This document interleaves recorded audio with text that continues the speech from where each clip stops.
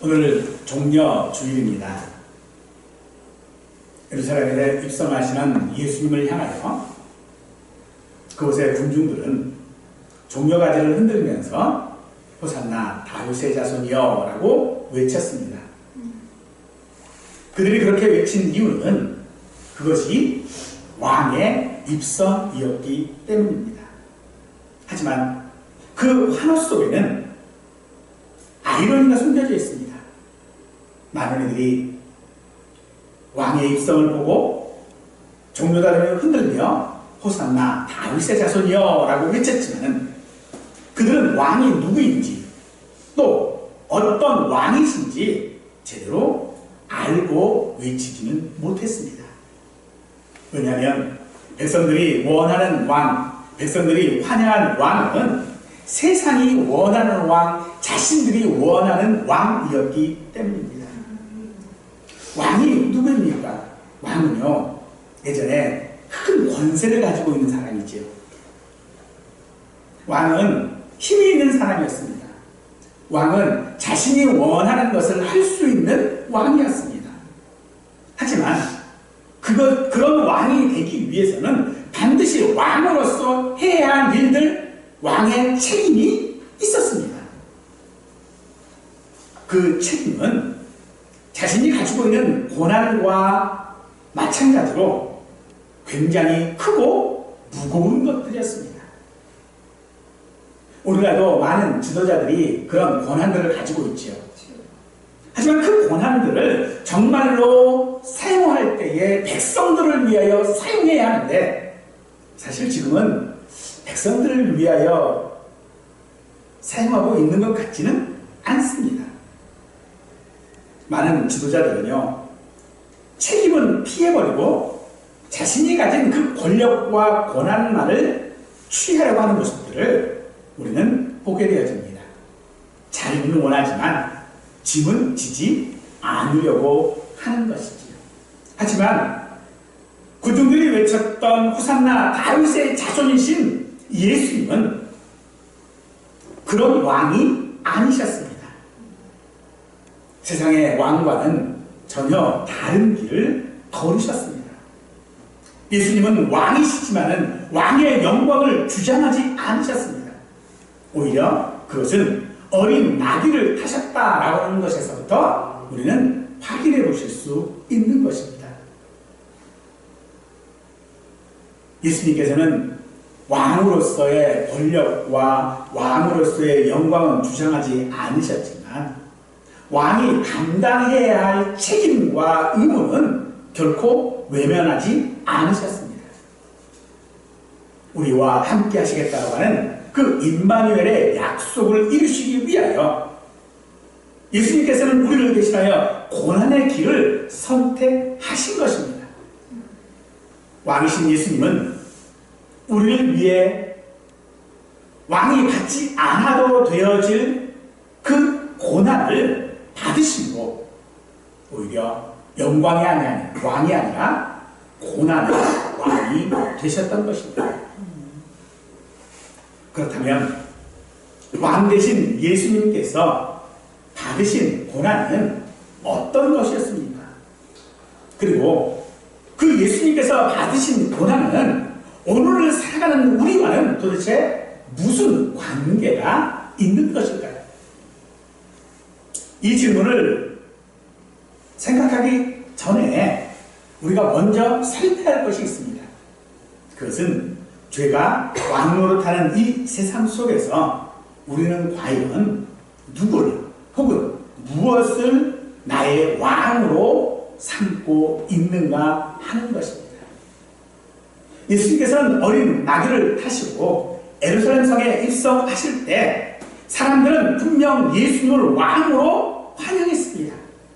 다윗의 자손이라고 말하고 있지요. 어린아이들까지 그들의 입을 통하여 외칩니다.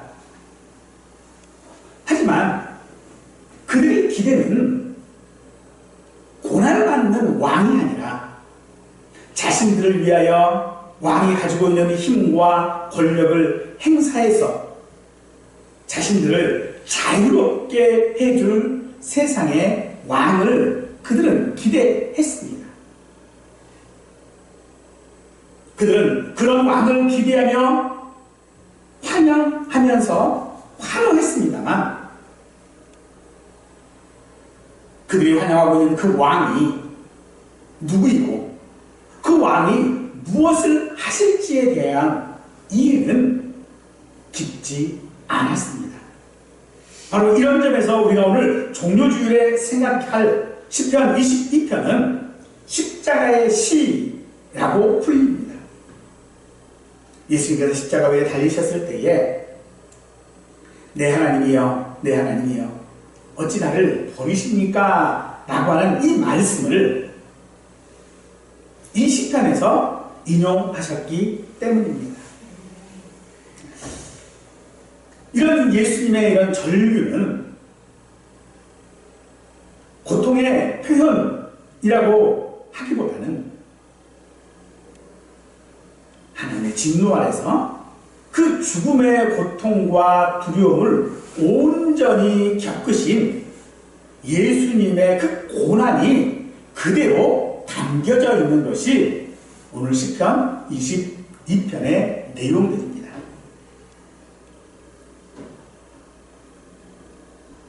이 시편 20편의 내용들은 우리가 이해하는 그 이해를 사실 넘어서고 있습니다.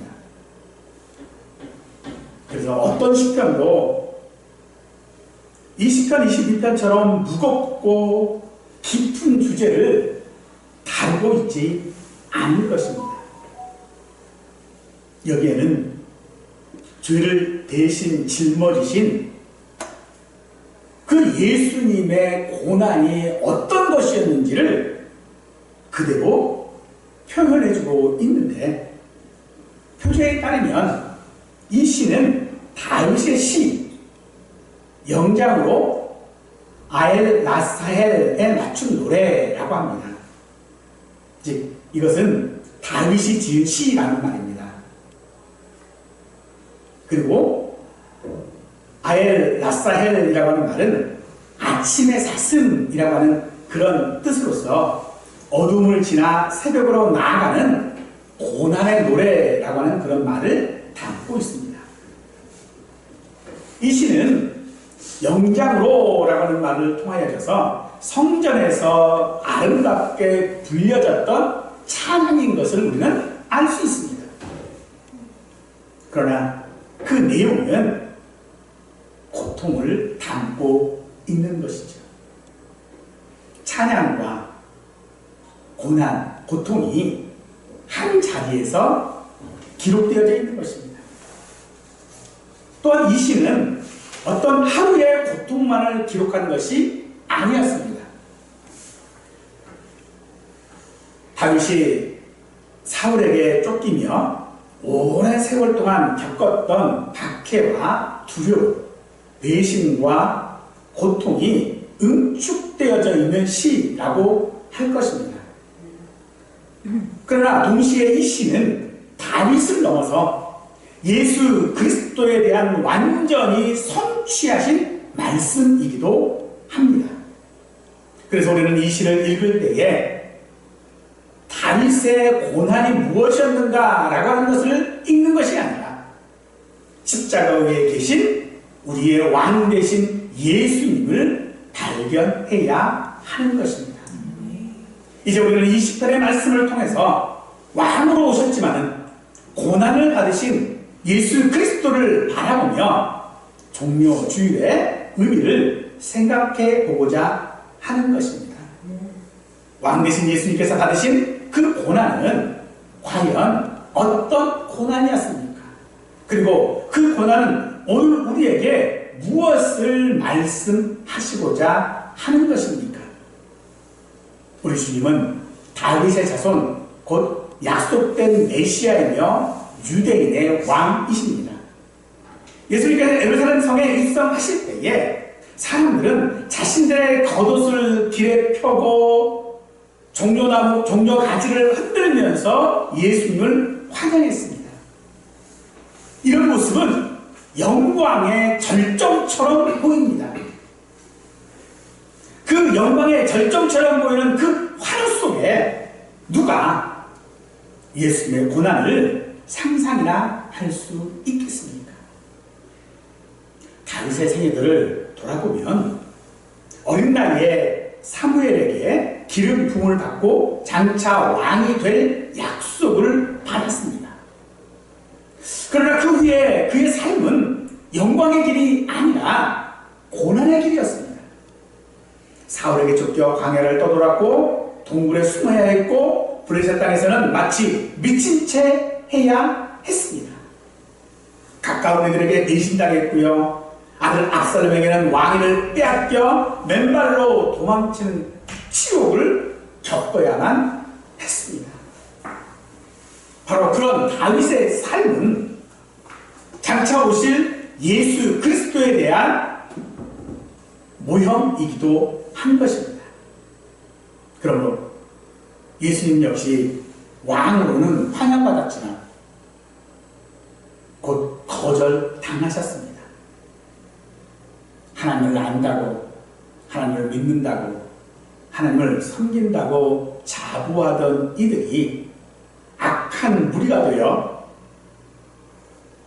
하나님의 아들이신 우리의 왕이신 예수님을 핍박하고 죽인 것입니다. 그들이 왕을 바로 알았다면 왕이 감당해야 할 그 책임에 대하여 사실 백성들은 긍휼을 베풀어야만 했습니다. 왕이 나를 위해서, 나를 대신해서 내가 받아야 할 고통들을 대신 받는다면, 아니 가까운 사람이 내가 받아야 될 어떤 힘든 어떤 그런 일들을 누군가가 대신해 준다면 우리는 그를 어떻게 바라보아야 할까요? 당연한 것처럼 보아야 할까요? 그러지는 않겠지요. 분명 나를 대신하여 힘든 일을 감당하는 사람을 향하여 우리는 그를 긍휼히 보아야만 합니다. 그가 당하는 모든 어려움들을요 외면하지 말아야 할 것입니다. 하지만 당시의 군중들은 그런 고난을 받으시는 주님을 잔인한 눈으로 그저 그가 받는 고통들을 바라보았던 것입니다. 그런 군중들의 시선을 14절과 15절은 이렇게 말하고 있습니다. 나는 물같이 쏟아졌으며 내 모든 뼈는 어그러졌으며 내 마음은 밀랍 같아서 내 속에서 녹았으며 내 힘이 말라 질그릇 조각 같고 내 혀가 입천장에 붙었나이다. 주께서 또 나를 죽음의 침투 속에 두셨나이다 라고 합니다.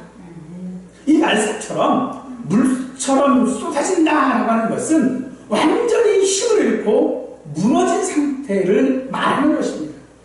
뼈가 어그러지고 마음이 밀랍처럼 녹아내리며 힘은 말려버렸다고 하고 혀는 입천장에 붙어 말할 수조차 없는 상태. 아주 극심한 고통과 두려움과 또 그것으로 인하여 몸과 마음이 완전히 짓눌러진 모습. 그 모습을 지금 말하고 있다는 것입니다. 누군가가 어떤 어려운 일들을 감당하고 그것들을 이렇게 이끌어 나가는 모습들을 우리가 볼 때에 그런 모습들을 우리는 보면은요, 영웅처럼 생각을 해요. 영웅적인 어떤 인내의 모습을 보거든요. 야, 저렇게 감당하는구나 라고 할 수 있어요. 그런데 오늘 읽은 이 말씀 14절과 15절을 보면 어떤 생각이 드십니까? 과연 그것을 감당하고 있는 그 모습이 영웅처럼 보이십니까? 그렇지 않습니다. 그저 그 고난 속에 실제로 무너져 있는 모습 그대로를 보여주고 있는 것이죠.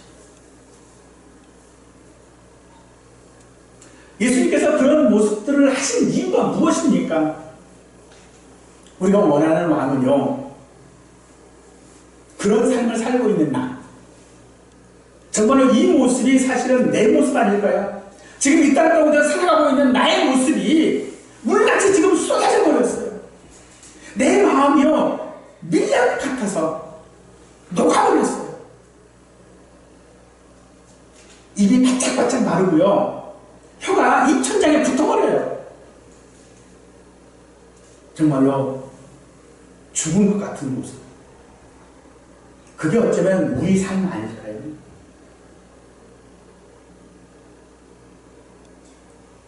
우리는 그런 삶을 살고 있는 내 삶을 나의 왕 되신 예수님께서 나타나셔서 다 해결해 줬으면 좋겠어요. 그런데 예수님은 오히려 내 모습을 하고 있는 거지. 내가 무너져 있는 그 모습을 예수님은 그대로 하고 있는 것입니다. 우리는 그래서 그런 예수님의 모습에 실망해버리고 마는 것입니다. 하지만 주님은 우리에게 말씀하십니다. 하나님 앞에서 전제처럼 부어지고 자신의 생명을 남김없이 드림으로 말미암아 우리를 그 모든 것에서부터 구원하신다는 것입니다. 사랑하는 성도 여러분, 지금 우리의 상태는 어떤 상태입니까? 우리의 상태는 분명 물처럼 쏟아지고 완전히 무너진 상태라고도 우리는 볼 수 있을 것입니다. 어떤 고난들, 질병들, 또 상실된 것들, 그런 것들이 마치 내 삶의 질그릇 조각처럼 부서집니다. 그러나 놀라운 것은요, 그 자리, 그렇게 무너지고 부서진 그 자리에 하나님은 나를 떠나지 않았다는 것입니다. 우리의 왕 되신 예수님께서 이미 그 자리에 계시다는 것입니다. 예수님께서는 우리가 서 있는 그 무너진 자리, 그 쏟아진 자리에 나와 함께 계시기 때문에 주님은 나와 함께 하신다는 것입니다. 하지만 우리는 군중들처럼 호산나 다윗의 자손이여 라고 외치면서도 그 예수님을 왕이라고 고백을 하고 있지만, 나는 예수님을 믿습니다라고 고백을 하고 있지만, 내 뜻과 다르게 역사하실 때 여전히 그 예수님이 나의 왕이시고 나의 주님이십니까? 우리는 좋을 때는 환호합니다. 내 기대가 있을 때는 환호합니다. 그러나 그 말씀 가운데에 서기는 어렵습니다. 순종은 어려운 것이라는 것입니다. 그러므로 우리가 예수님을 믿는다고 하는 것이 무엇입니까? 그것은 종려 가지를 흔드는 때가 우리의 믿음의 때가 아닙니다. 오히려 이해되지 않는 그 길에서 예수님을 바라보는 것이, 이해되지 않는 상황 가운데서 나를 구원하실 구주 다윗의 자손인 것을 고백할 수 있는 것이 오늘 우리의 모습이어야 할 줄로 믿습니다.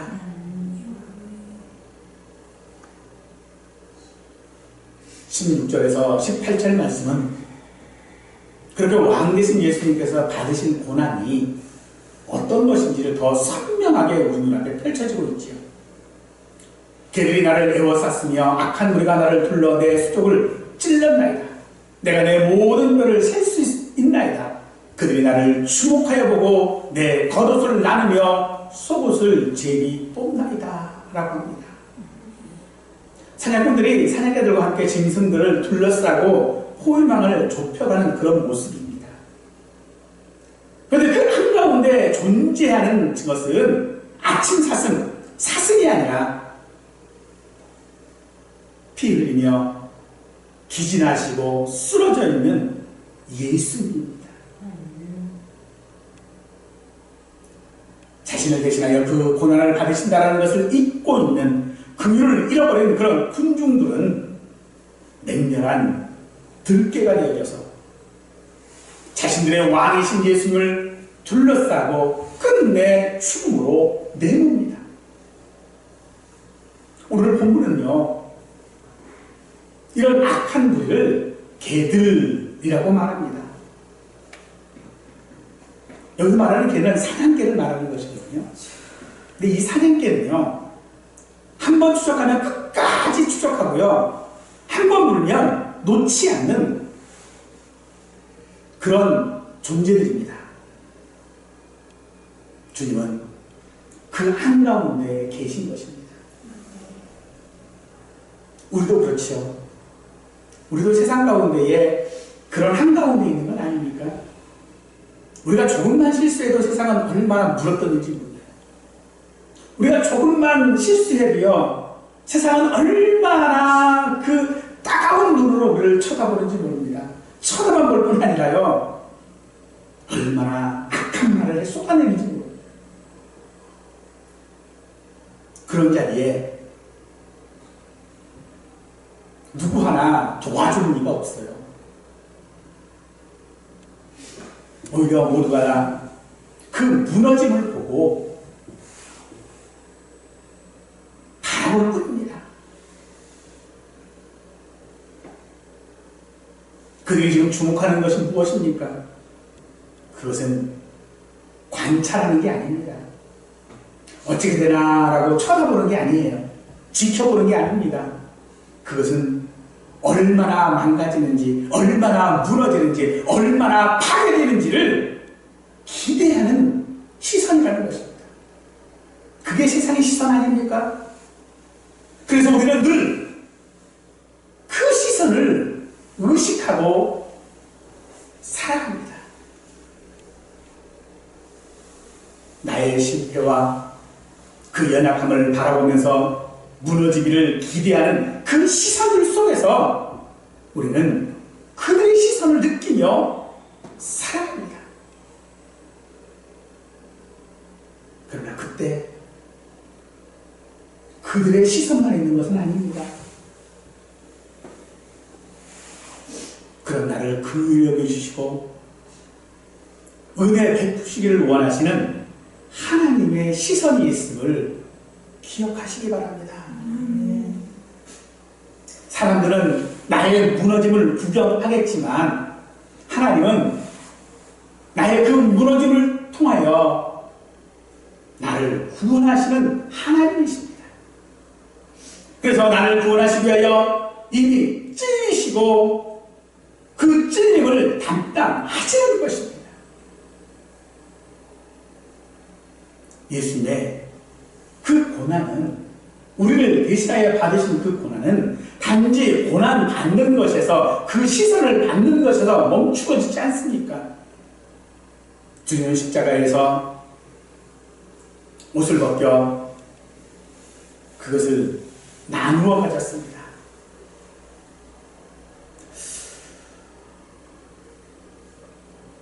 그들이 예수님의 그 옷을 나누어 가졌다라고 하는 것은요, 예수님의 그 실패를 기정사실화하는 것입니다.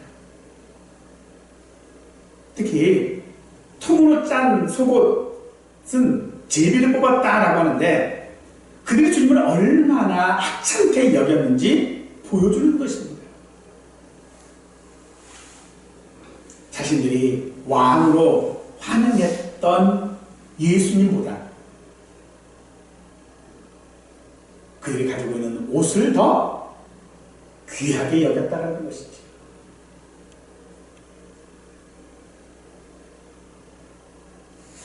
예수님께서 받으신 그 고난들, 그 어려움들이 바로 그런 은혜 가운데 있는 것입니다. 오늘 우리도 그런 시선들을 느끼고 있지요. 나의 죄로 인하여, 나의 잘못들로 인하여져서 세상 앞에 발가벗겨진 것 같은 수치. 근데 그 수치를 예수님께서 대신 받으시는 것입니다. 내가 실수하고 넘어지고 하면 세상이 얼마나 우리를 비난합니까? 거기에서 느끼는 수치심, 얼굴을 들지 못하겠지요. 그런데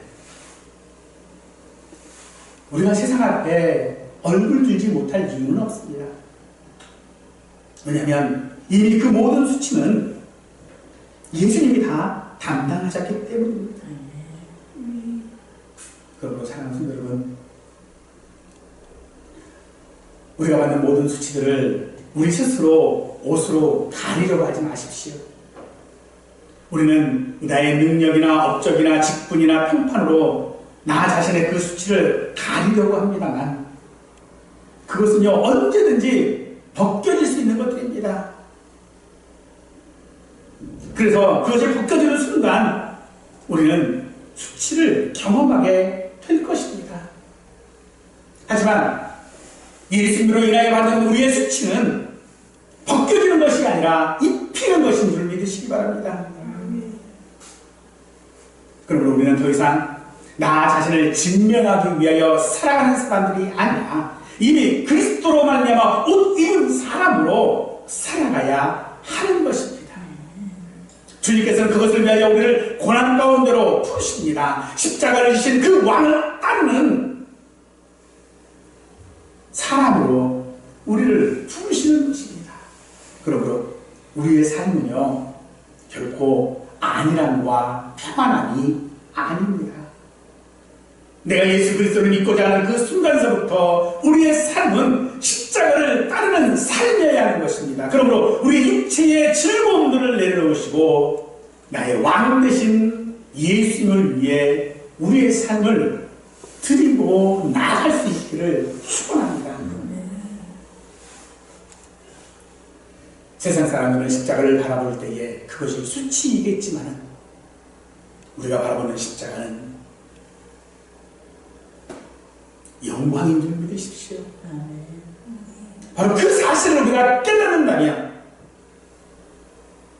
예수님을, 나의 왕 되신 예수님을 따라가며 사는 삶이 될 줄로 믿습니다. 오늘은 종려 주일입니다. 호산나 다윗의 자손이여 왕을 환영하는 그 뜨거운 외침이 예루살렘 거리에 가득했습니다.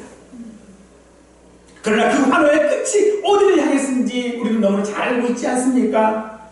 종려가지를 흔들었던 그 손은 예수님을 십자가에 못 박으라고 외치는 외침이었고 그들의 시선은 왕이 받는 고난을 외면했습니다. 예수님은 우리의 환영을 받기 위하여 오신 왕이 아니라 쏟아지고 찔리며 모든 것을 나를 위하여 내어주시기 위하여 오신 나의 왕이십니다. 나의 왕이신 예수님은 물같이 쏟아지셨고 손과 발이 찔리셨고 마침내 모든 것들을 빼앗기시며 십자가에 달려 죽으셨습니다. 그러나 그 자리가 우리의 구원의 자리인 줄 믿으십시오.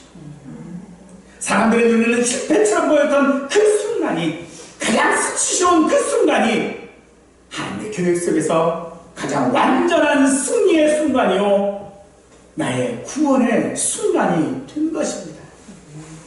그러므로 사랑하는 성도 여러분, 무너짐을 바라보지 마시고 그 자리에 하나님의 은혜를 바라보실 수 있기를 바랍니다. 바로 그 은혜의 자리에서 로마서 5장 21절은 우리에게 죄가 사망 안에서 왕노릇한 것 같이 은혜 또한 의로 말미암아 왕노릇하여 우리 주 예수 그리스도로 말미암아 영생에 이르게 하려 함이라 라고 하신 말씀을 기억하십시오. 십자가는 죄가 승리한 자리처럼 보이지만 실제로는 은혜가 왕으로 지휘한 자리인 것입니다. 사망의 왕자에 앉은 것처럼 보였던 그 순간이 하나님의 은혜로 왕으로 세우신 자리이고 사망의 길이 아니라 영생의 길을 여는 자리였던 것입니다. 사랑하는 성도 여러분, 우리는 지금 어떤 왕을 따르기를 원하십니까? 내가 환호할 때만, 내가 성공할 때만, 내가 기쁠 때만 따르는 왕이 아니라 나의 십자가의 길에서 따라가는 왕이 되시기를 원합니다. 우리의 삶이 흔들리고 모든 것이 쏟아질 것 같은 그런 사람들의 시선 속에서 수치를 느끼는 그 순간에 나를 향하여 구원의 손길을 베풀고 그런 나를 긍휼히 보시고 은혜를 베푸시는 하나님의 시선을 기억하십시오.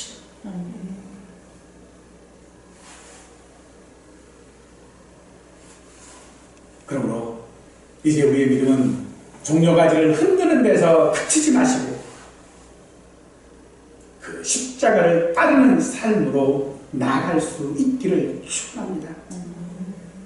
나 자신을 증명하기 위하여 살아가는 자가 아니라 주님의 은혜에 응답하며 살아가기를 바랍니다. 나의 왕 되신 예수님을 따르는 그 길은 평안의 길이 아니라 생명의 길인 줄 믿으시고 그 주님의 우리를 부르시는 그 자리, 그 십자가의 자리로 나아가실 수 있기를 원합니다. 그 부르심 앞에 죄는 왕노릇할 수 없습니다. 그 부르심의 자리는 은혜가 우리의 왕이 되어서 내 삶을 은혜가 다스리도록 내어 드릴 것입니다. 그 걸음을 주님을 바라보고 살아가는 우리 모두가 되실 수 있기를 간절히 축원합니다.